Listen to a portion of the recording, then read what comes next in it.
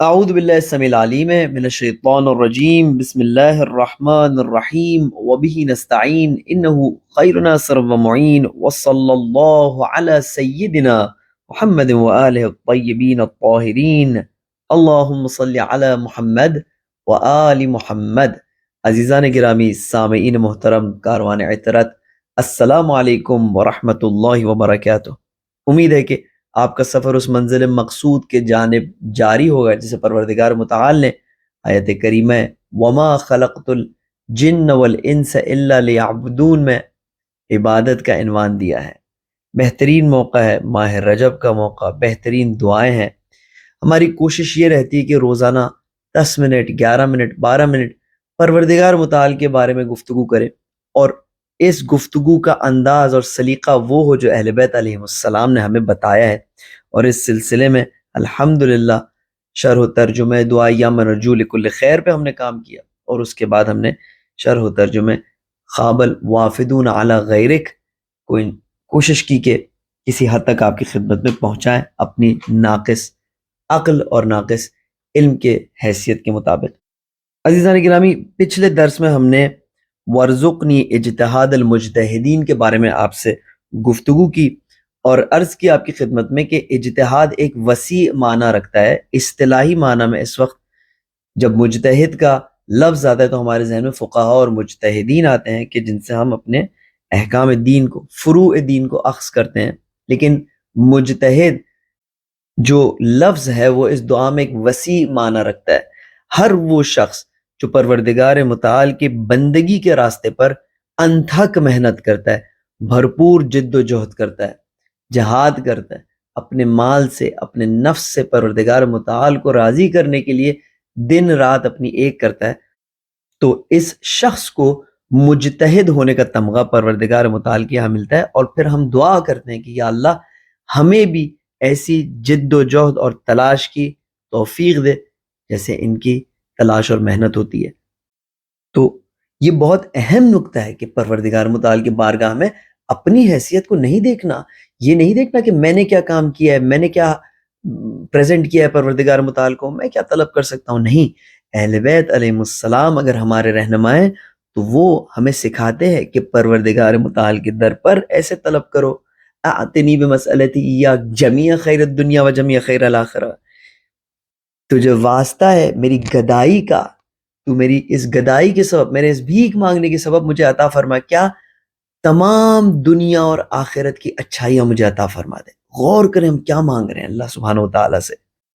یہ کوئی دنیاوی دربار تو نہیں ہے نا کہ جہاں پر انسان کا رنگ دیکھا جائے، انسان کا سٹیٹس دیکھا جائے، انسان کی سوشو اکنومیکل کنڈیشن کو دیکھا جائے، ہزاروں چیزوں کو معیار قرار دیا جائے کہ یہ بعد میں کتنا فائدہ مند ہو سکتا ہے تاکہ پھر کچھ نہ کچھ جا کے عطا ہو۔ نہیں، یہاں پر انسان کی اللہ سبحانہ و تعالیٰ کے دربار میں انسان کے، ہم نے کیا پڑھا تھا، رغبت کو دیکھا جاتا ہے، شوق کو دیکھا جاتا ہے۔ اگر شوق ہو تو دروازے کھل جاتے ہیں۔ طلب کو دیکھا جاتا ہے، اگر سچی معنی میں طلب ہو تو خیر نازل ہو جاتا ہے۔ سوال اگر واقعی پوچھا جائے تو وہ بغیر جواب کے رہتا ہی نہیں ہے۔ اگر آرزو ہو تو ملاقات کے سوا اور کوئی دوسرا راستہ ہی نہیں ہے۔ پھر ہم اللہ سبحانہ و تعالیٰ سے کیا طلب کرتے ہیں؟ وَاصْرِفْ عَنِّي بِمَسْأَلَتِي إِيَّاكَ جَمِيعَ شَرِّ الدُّنْيَا وَشَرِّ الْآخِرَةِ۔ خوب، کون ہے کہ جس کی حیثیت اتنی ہو سکتی کہ پروردگار متعال سے کہہ سکے پروردگار تمام دنیا اور آخرت کی برائیاں مجھ سے دور کر دے؟ ہاں، ایک ہی شخص ہے جو ایسے کہہ سکتا ہے، اور وہ شخص ہے کہ جس نے ہدایت اہل بیت علیہ السلام کے کلام سے طلب کی ہو، اور اس بات پر غور کیا ہو کہ وہ ہمیں کون سا سلیقہ سکھاتے ہیں۔ اور وہ ہمیں کہتے ہیں کہ جب سخی کے در پر آ گئے ہو تو مانگنے میں کنجوسی نہ کرنا۔ اب انہی چیزوں کو مد نظر رکھتے ہوئے پروردگار متعال سے تو آ کے اس جملے کو طلب کرتے ہیں کہ وَلَا تَجْعَلْنِي مِنَ الْغَافِلِينَ الْمُبْعَدِينَ، پروردگارہ مجھے ان غافلوں میں سے قرار نہ دینا جو تیرے در سے دور ہو گئے ہیں۔ ان میں سے قرار نہ دینا پروردگارہ جو رمضان میں تیرے در پر آتے ہیں، شب قدر میں آتے ہیں، اور اس کے بعد ان کا کوئی سروکار ہی نہیں رہتا جب تک کہ اگلی رمضان آ جائے۔ اور وہ بھی آنا ان کا ایک تکلف کا آنا ہوتا ہے، شوق سے کہیں جانے میں اور تکلف کے لیے کہیں جانے میں بہت فرق ہوتا ہے۔ بات چیت کے انداز سے، گفتگو کے انداز سے، چال سے، ان سب چیزوں سے پتہ چل جاتا ہے کہ کون صرف تکلف کے لیے آیا ہے اور کون شوق سے آیا ہے۔ اہل بیت علیہ السلام کا کلام اس شوق کو ہمارے دل میں جگاتا ہے کہ جان لو پروردگار متعال کے پاس کسی چیز کی کمی نہیں ہے، اگر کمی ہے تو تمہارے شوق میں کمی ہے، تمہارے طلب میں کمی ہے۔ کل قیامت کے دن جب ان لوگوں کی نعمتوں کو دیکھو گے کہ جنہوں نے پروردگار متعال سے صدق دل سے طلب کیا، تو پھر حسرت کے شکار مت ہونا، اس وقت افسوس نہ کرنا کہ کاش تھوڑا اور مانگ لیا ہوتا، کاش تھوڑی اور توجہ کر لی ہوتی۔ اس بادشاہ کا قصہ آپ نے سنا ہوگا جو اپنے سپاہیوں کو ایک اندھیرے میدان سے گزار رہا تھا، تو ایک دم سے اس نے کہا کہ سب رک جاؤ اور یہاں سے جو جتنے پتھر اور سنگریزے اور مٹی جو بھی جمع کر سکتا ہے وہ اٹھا لے۔ اب کوئی تھے جنہوں نے کہا بادشاہ کہہ رہا ہے، تو انہوں نے پھر اپنی تھیلیاں بھر لی، اور کوئی تھے جنہوں نے سوچا کہ یہ کیا کرنا ہے، یہ سنگریزے کیا اٹھانے، تو بس کیونکہ اس نے کہا تو تھوڑا بہت اٹھا لیا، اور کچھ لوگوں نے درمیانہ صورتحال اختیار کی۔ اب جب اس میدان سے گزر گئے، کئی میل آگے چلے گئے اور صبح ہوئی، اور جب انہوں نے چیک کیا کہ انہوں نے وہاں سے اٹھایا کیا، تو دیکھا کہ ہیرے جواہرات اٹھائے ہیں۔ اب جس نے بہت زیادہ اٹھایا تھا وہ بھی حسرت کر رہا تھا کہ کاش اور اٹھا لیتا، جس نے درمیانہ اٹھایا تھا وہ بھی یہی سوچ رہا تھا کہ کاش میں اور اٹھا لیتا، اور سب سے بری حالت اس کی تھی کہ جس نے صرف تکلف کے لیے 2-4 سنگریزے اپنے جیب میں ڈال لیے تھے۔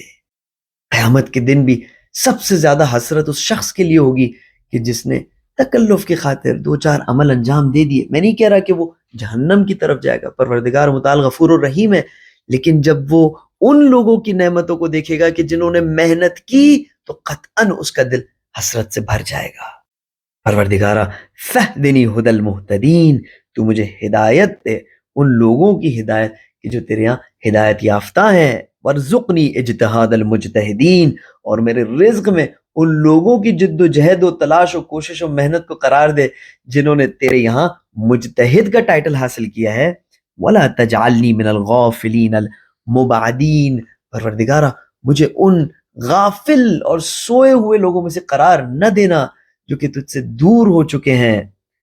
اور اس کے بعد دعا کا آخری جملہ یہ ہے کہ وغفر لی یوم الدین، پروردگارہ ان سب باتوں کا ایک ہی خلاصہ ہے کہ قیامت کے دن تو مجھے معاف کر دینا۔ ایسا نہ ہو کہ اس ابدی جائے گاہ میں جہاں پر ہمیشہ رہنا ہے، وہاں میں تیری ناراضگی کا باعث بنوں، وہاں تو مجھ سے ناراض ہو اور تو مجھ سے گفتگو نہ کرے۔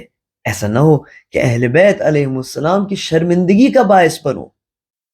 حدیث ہے اہل بیت علیہ السلام سے کہ کونوا لنا زینا ولا تکون علینا شینا، ہمارے لیے زینت کا باعث بنو، ایسے اعمال کرو، اس طرح ہماری اتباع کرو کہ تم ہمارے لیے زینت اور اعزاز کا باعث بنو۔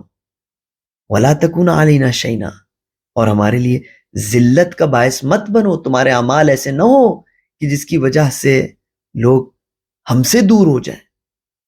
پروردگار قیامت کے دن ہماری عزت بچا لینا، اور وغفر لی یوم الدین، ہمارے گناہوں کو قیامت کے دن معاف کر دینا، اور بہترین بہشت کی جگہ ہمیں عطا فرمانا۔ عزیزان گرامی، یہ تھا دعائے خواب الوافدون علی غیرک کا آخری جملہ۔ مبارک ہو آپ لوگوں کو کہ آپ نے زحمت کی، مطالعہ کیا، غور و فکر کیا، انشاءاللہ بہترین نتائج آپ کو حاصل ہوں گے۔ اپنا خیال رکھیے گا، دعاؤں میں یاد رکھیے گا۔ سبحان ربک رب العزت عما یصفون والسلام علی المرسلین والحمد للہ رب العالمین۔ والسلام علیکم ورحمۃ اللہ وبرکاتہ۔